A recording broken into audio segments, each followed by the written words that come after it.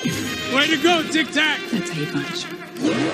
Wakanda forever! Nah, you wouldn't have heard of me. Let me put you on hold. Dance off, bro! He's a friend from work! I can do this all day. Yeah, I know. What's up, guys? It's Dom, and welcome back to another movie review. Today we are going over and ranking Jurassic Park. Jurassic Park, released in 1993, directed by Steven Spielberg, an industrialist invites some experts to visit his theme park of cloned dinosaurs. After a power failure, the creatures run loose, putting everyone's lives, including his grandchildren's, in danger. So the last time I watched Jurassic Park was when I was a kid, and back then I definitely loved it, and it's really just because I like dinosaurs. But now, as an adult, finally rewatching it for the very first time, I love this movie. I think that the experience I had from reviewing these movies and just being able to pick them apart and judge them at not just at face value, this movie was done really, really well. And let's go over why with the 10 essential aspects of a movie. The first essential aspect is plot. I mean, the plot of this movie is very simple. Dinosaurs are recreated to be able to make this big, cool theme park. And of course, everything goes wrong. The dinosaurs break out, and that's really the movie. And I'm not complaining that it's so simple. I actually like that it's so simple because it allows you to pay more attention to the other essential aspects, the other values that this movie has besides just the plot. Because all they had to do with this movie was have an interesting concept, which the dinosaurs are, how they got brought back, why they thought of this, why they're turning it into a theme park, getting all of that information in this first Jurassic Park movie because it is kind of an origin story. And from there, just making it entertaining, making it exciting, making you want to watch it. Especially since obviously they made more movies and they're going to keep making more movies because they did such a good job in this first movie of explaining why everything and how everything got created in order to make those other movies possible. So honestly, for the plot itself, it's very simple, but it's what this movie needed to do in order to make it good. The second essential aspect is attraction. I think the attraction value of Jurassic Park is definitely there. I feel like a lot of people, if this theme park did exist in the future in real life, would want to go see it. I mean, I'm sure a lot of people would be scared after seeing this movie, but in general, the idea of dinosaurs coming back, being able to live amongst them is a really cool concept. And I know me, especially not just now, but as a kid who loved dinosaurs, loved the movie just strictly for that. So if you love dinosaurs, you're gonna love the movie regardless. But even if you don't for some reason, I don't know who you would be, I still think the concept and the explanation and all the info to digest from this movie is a good enough reason for you to still give it a chance, because this movie is spectacular. The third essential aspect is theme. I guess the theme they were just trying to show in this movie was don't mess with human nature. I mean, if the dinosaurs got extinct for a reason, there's no reason for you to be digging up that hole and trying to bring them back, because only bad things will happen. That is what the main theme is. I still feel like it'd be cool to have dinosaurs back in real life and having a theme park to go visit them at, but I understand why it is a dangerous thing to tamper with. I mean, a meteorite incinerated all of them, and they had no reason to come back, and then they went out of their way. They wanted to make a lot of money from a theme park, brought back dinosaurs, and of course, stuff got messed up. So that's the main theme they were definitely trying to bring across. There was also some messages about family, but that's the one that stuck with me the most. The fourth essential aspect is dialogue. I honestly thought the dialogue was pretty good in this movie. I think that the characters had good chemistry where the conversations did feel real. Now, it wasn't for all of them. There were a few characters that sounded okay, and especially with the child actors, they're not always gonna get it right. But for the most part, when it really mattered, I do think the dialogue was good. The fifth essential aspect is acting. So overall, the acting was pretty good in this movie. There was no one really that bothered me completely. I mean, again, how I mentioned in dialogue, the child actors don't always do a fantastic job. I mean, they're learning kind of for the first time, right? So it makes sense. So I'm not really gonna put that against them. There were also some other actors that I thought played the role fine. They didn't do it perfectly and how I envisioned that character to be able to be played, but it was passable enough to still move along with the movie. But there are two actors that I do want to mention that did a really good job, especially with their chemistry. One is Sam Neill, who played Grant.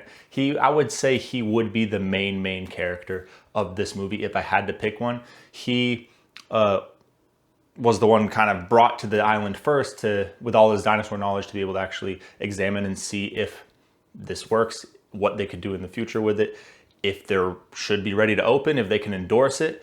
And his character was the one that actually had the most emotion brought in. You can see his character development even just from the beginning of the movie to the end of the movie. It almost feels like he's two different people just because of the experiences that he was put through changed him in that way. And being able to show that through the acting was really well done. And another one is Laura Pern, who played Ellie. Now this is his significant other, or well, Grant's significant other.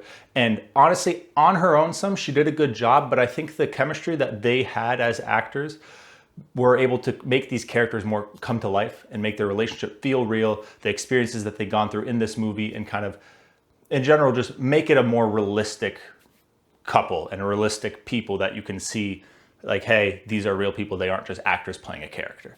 So they did a really good job with actually doing that. Everyone else, it was passable. I know that not everyone has perfect acting, but those are the ones that I wanted to mention in particular. The sixth essential aspect is cinematography. Now, this is where I have to give Jurassic Park credit. I think visually, this movie did a really, really good job. And the fact that it was made in the 90s doesn't have incredible CGI. So the fact that they made the dinosaurs look that real, it looked real enough to the point where I did have some sort of a fear factor going on while watching it. So being able to do that in the 90s is incredible. So I have to give them visuals. They did a fantastic job with that. And with the emotional side, now there wasn't really that kind of cinematography where you get drawn into the characters because the acting is so good and you want to see these characters succeed and all that. You get that a little bit, but for the most part, what the emotions that it got me was the actual fear represented by the dinosaurs. I honestly was scared for these characters because it looked realistic enough and the sounds were so good, being able to actually feel like real life creatures, that it did come across emotional in that kind of way. We are counting fear as an emotion, so yeah.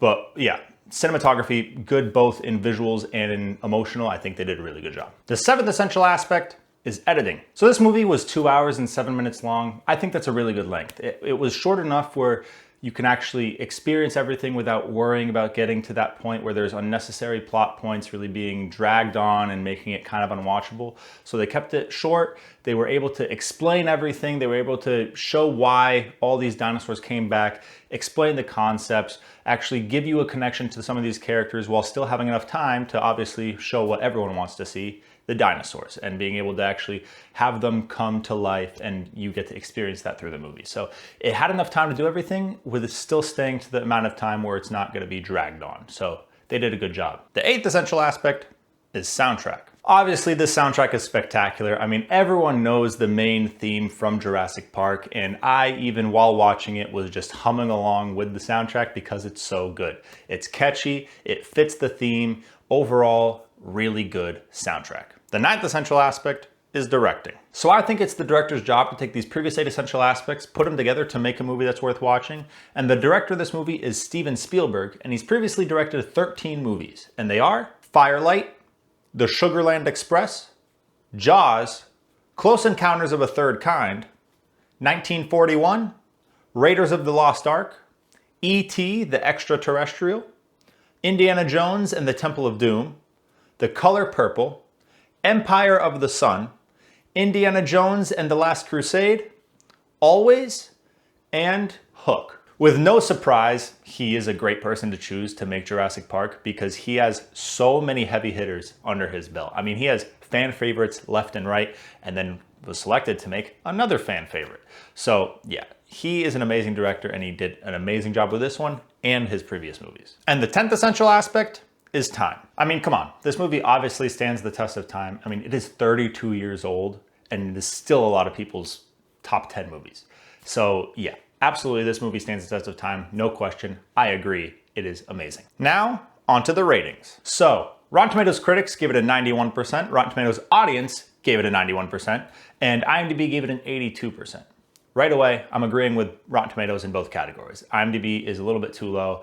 I definitely think it deserves to be in the 90s. It is a really good movie. There's barely anything wrong with it. The only things that are wrong with it could be just pinned onto that time period, onto the 90s.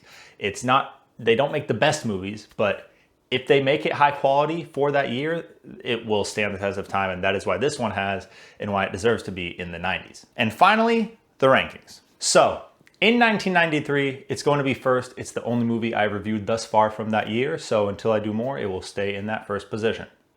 In the 1990s, it's going to be second, above Toy Story, but below Good Will Hunting. Now, this one was tough for me. These are all really good movies.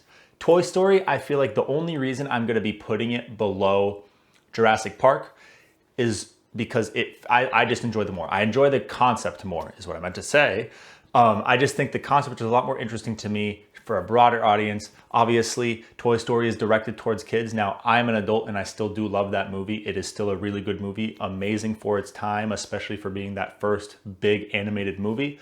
So, I mean, I have to give it its flowers, but to me, Jurassic Park is just an overall more enjoyable movie with a better concept that I would want to rewatch more often.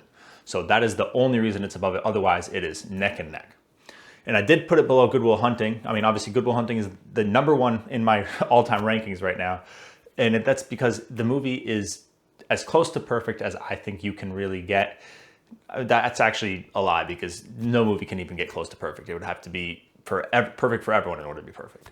But I think that that movie, the way that it's created, the acting in it, the emotion, not necessarily the visuals, but overall the look of the movie, it screams amazing on so many different levels. I can't physically put this above it, because I mean the movie that is going above that movie has to be close to perfect. And as much as I love Jurassic Park, it is not close to perfect. It has its flaws. Yes, that could be due to its time period, but overall, I just know that Good Will Hunting is a better movie. And in all time, it's going to be 7th, above The Winter Soldier and below The Wild Robot. Now, this was a close one for me. I honestly do think that it's better than The Winter Soldier. I mean, obviously, I just think that the concepts are both really good and the acting is good in both, but I just do think that the style of the movie, the theme it has, the concept it has is better in Jurassic Park than The Winter Soldier. So, I mean, that wasn't really a difficult choice for me. But it was hard between The Wild Robot and Jurassic Park. I think both have amazing concepts. The cinematography is really good in both. I do give that edge to The Wild Robot. I think it does do better cinematography-wise, both visually and emotionally. I think it hooks a lot more people. And the only thing that I could see Jurassic Park having on top of it is the concept. Otherwise, I think everything else does go to The Wild Robot, which is why I put it below it. That's all I have for Jurassic Park. If you guys enjoyed this review, make sure to leave a like and subscribe, and make sure to comment what movie you want me to review next. If you want to see someone that does something very similar, check out my best friend, Mr. Majoritarian. He got me into movie reviewing in the first place, and he does the same thing. Besides, he has 2 different lists going on, one for cinematography and one for entertainment. So if that's something that you might enjoy more, definitely go check him out. His link will always be in my description. And I hope you guys have an amazing night. Peace out.